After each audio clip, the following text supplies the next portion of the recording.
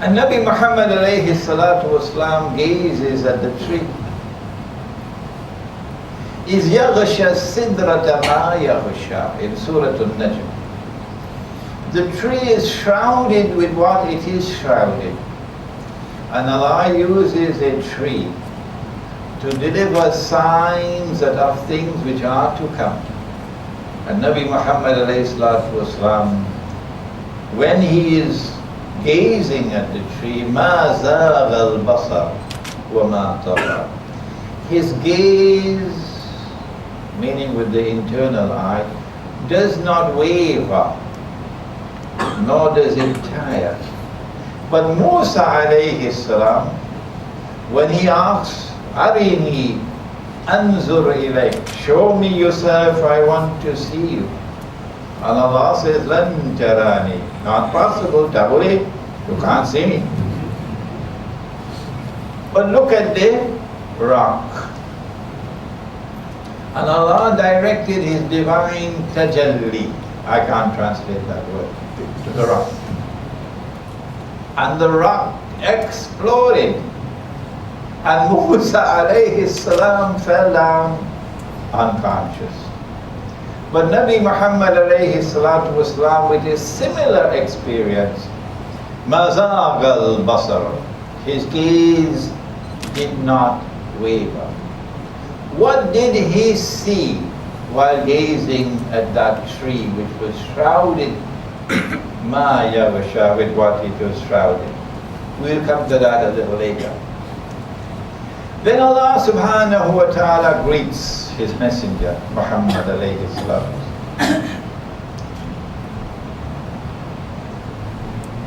التحيات لله والصلوات والطيبات السلام عليك أيها النبي ورحمة الله وبركاته السلام علينا وعلى عباد الله الصالحين. A conversation between the Lord who is worshipped and the one who is worshipping the servant. And this part of Isra Miraj is made a part of our Salat. And Nabi Muhammad ﷺ returned to say to us that while we cannot do what he did, no, that was a unique event, we are also capable of our Miraj, meaning our capacity to penetrate and to experience directly the unseen world. Our Miraj. When he said, As-salatu mi'rajul mu'min, that salat is the vehicle through which a believer can experience the unseen world, the samawat. Now then, he then returned. No, sorry, we forgot one thing. Allah subhanahu wa ta'ala greets His messenger and gives him something to take back. Not one, two. He's given salat. The 5 daily salat. Prior to this, for 10 years, or maybe 11 years, Salat has been performed by the Prophet ﷺ and those who accepted him and accepted Islam in only 2 rakat at a time, and at periodic intervals. But now Salat becomes 5 times a day. And he returns with this gift of Salat. There is a hadith about Musa alayhi salam and 50 and 40 and 30 and 20. We need not speak about that at this time. But he's also given something else. The last 2 verses of Surah Al-Baqarah is revealed in the Isra Miraj. All the rest of the Quran is revealed here. Why should the last 2 verses of Surah Al-Baqarah reveal over there? It's a subject you might want to study yourself. He then returns and he announces to the people, this is what happened. And it became a fitna, a test and a trial for the people. And there were Muslims who left Islam because of this. There were Muslims who left Islam because the Prophet said, last night I went to Jerusalem and I came back. And it was not a dream, because even I can go to the moon and come back. Huh? Adi Radwan could go to the sun and come back. In a dream. So this was not a dream. I went to Jerusalem and came back last night. And many Muslims left Islam because of this. And there's something coming tomorrow, when, as we anticipate, Egypt holds its elections. And the Egyptian armed forces function as suspiciously docile as they function in response to the uprisings that removed Hosni Mubarak. We want to say to the Egyptian armed forces, all of us are not blind. Oh no. And when the elections are held in Egypt, predictably the Ikhwan is going to sweep the polls. And you're going to have an Islamic government in Egypt. You're going to hear the drum beating. Oh yes, you're going to hear the drum beating from those who see with only one eye. And then the Western world is going to say, well, what about Sharia? Huh? You know how they speak about people, they say, you guys. We don't use that language. You guys have been saying for so long, you want Sharia. Well, go ahead and enforce your Sharia now. Come on, what are you not obeying on? And then the Islamic government in Egypt announces, Sharia is now enforced in Egypt.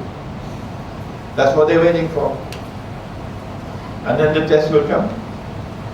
When a parent of a 6-year-old girl, Egyptian girl, no, 6-year-old child rather, girl child, comes to the court for permission for a marriage certificate with a man who is 55 years of age, and asks for the marriage certificate. Of course, CNN has to be there, and Al Jazeera has to be there, and the New York Times has to be there, the Washington Post has to be there. The whole world is going to be watching that. And because of an incapacity to recognize that the Quran is the supreme authority in Islam, and the Quran sits in judgment over the hadith and not vice versa. And in the same way that there was corruption of preceding scriptures, like the Kaaba was there and they took it out, so too you cannot corrupt the Quran, but you could fabricate a hadith. Oh yes, you can. So because of an incapacity to recognize the authority of the Quran and the status of the Quran sitting in judgment over the hadith, and therefore to be able to recognize inconsistency between hadith and Quran, I expect the Egyptian court to say yes, permissible. We just gave a lecture in Indonesia at an institution of Islamic learning, with 200 students present. And at the end of the lecture we had lunch with the head of the institution. And the head of the institution had no problem saying to me, Jaiz, permissible. Now the Australian government made it a law in Australia that if an Australian goes abroad and has sexual relations with a child, he can be arrested in Australia for a crime committed outside of Australia.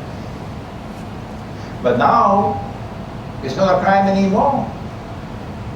You can just come over to the world of Islam, wherever the Sharia is enforced, and you can marry a 5-year-old girl. And you can marry a 6-year-old girl, and you can take her home with you. She is your wife. No one is there to come into the home to see what you're doing with her. This is the shame, and this is the disgrace that is coming tomorrow. Because Nabi Muhammad ﷺ never married Aisha radiallahu ta'ala. No marriage certificate, no marriage ceremony ever took place. Never. What happened? And it's there in the seerah. What happened is that Allah subhanahu wa ta'ala communicated that He had chosen her for him as his wife. So he had no choice in the matter. He never married her. She had no choice in the matter. A marriage ceremony is not valid if a girl has no choice in the matter. He never married her. And Allah subhanahu wa ta'ala could have sent that communication when she was 1 year old. Not 6, 1. He could have sent down that communication when she was 1 month old. Because He is the Creator. But it is unlawful, it is haram to have sexual relations with a girl before she reaches the being a woman. And that can be established from the Quran. If it is haram to have sexual relations with a girl before she becomes a woman, how can you marry her before she has become a woman? Tomorrow it's coming to Egypt. And when it is broadcast all over the world on every television channel, Muslims are going to hang their heads in shame. They're going to feel as though they're the laughing stock of the world. And many Muslims are going to leave Islam tomorrow.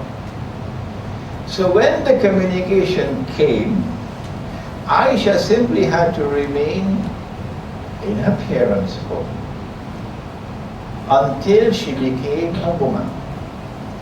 And when she became a woman, she then went to the household of her husband. Is there anything wrong with that? Before this strange civilization came, all through the world, girls were married shortly after they became women. And what age did Maryam have? Alayha salam. What was her age when the angel came to her and said, you're going to have a baby boy? And she asked, how can I have a baby boy when no man has ever touched me? She had just become a woman. That was the age. And so,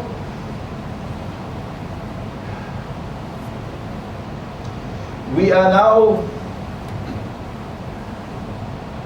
approaching a moment, and this is only one, the marriage of a 6-year-old. There are others. There are other time bombs waiting to explode, but we do not have the time tonight. There were those who left Islam when he said, I went to Jerusalem last night and came back. And then they challenged him. If you went to Jerusalem, come on, describe it to us. And Allah had Jerusalem held before his eyes.